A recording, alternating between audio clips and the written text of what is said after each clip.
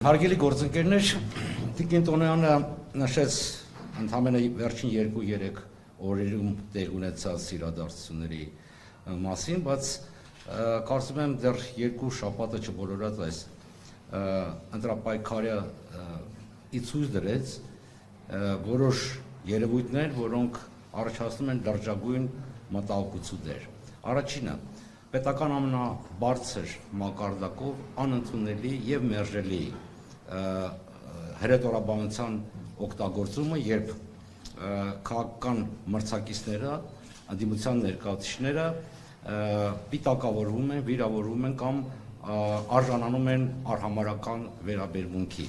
Հատուկ մտահոգություն է առաջացնում նաեւ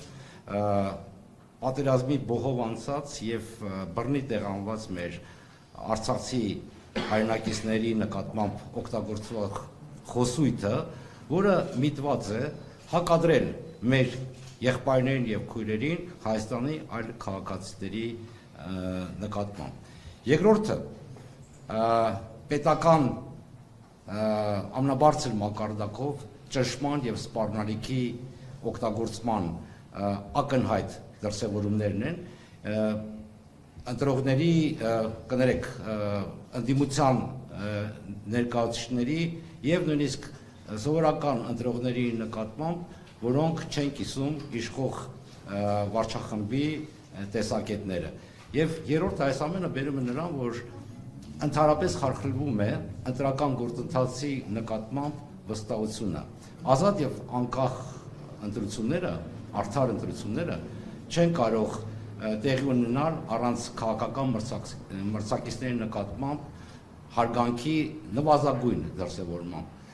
Չի կարող տեղի ունենալ ազատ կամ արտահայտություն, երբ տեխնատուների եւ ընտրողների իրավական եւ ֆիզիկական անվտանգությունը չի երաշխավորում։ Հետևաբար ես այսօր ցանկանում եմ կոչով դիմել Հայաստանում հավատարմագրված դիվանագիտական առաքելությունների ներկայացուցիչներին, մեր միջազգային գործընկերներին եւ հատկապես այն կազմակերպությունների միջազգային, որոնք զբաղված են հենց ժողովրդավարական ընտրությունների անցկացման հարցով։ Նախ եւ առաջ մենք կոչ ենք անում, որպեսզի դուք հարգելի գործընկերներ հրապարակայնորեն հայտարարեք ձեր հանձնառությունը եւ հավատարմությունը ԵԱԿ-ի եւ Վենետիկի հանձնաժողովի ստանդարտներին ազատ, արդար եւ առանց խնդրականության ընտրություններ անցկացնելու վերաբերյալ։ Երկրորդը պահանջում ենք, որպեսզի դուք ուժեղացնեք ձեր մոնիտորինգը Հայաստանում տեղի ունեցող գործընթացների նկատմամբ, որոնք կբացառեն այսպիսի երևույթները։ Եվ երրորդը անհապաղ պահանջել Հայաստանի իշխանություններից դադարեցնել թշնամանքի, ճնշման եւ հրետորաբանության այս դրսևորումները։ Ինչպես դուք եք ասում, Հայաստանի անվտանգությունը եւ ժողովրդավար ապագան կախված է իշխանությունների եւ ընդդիմությունների միջև քաղաքակիրթ հարգանքի վրա հիմնված մրցակցային ընտրության մասնակցելու հնարավորությունից։ Հայաստանը համակենտրոնացման ճամբար չէ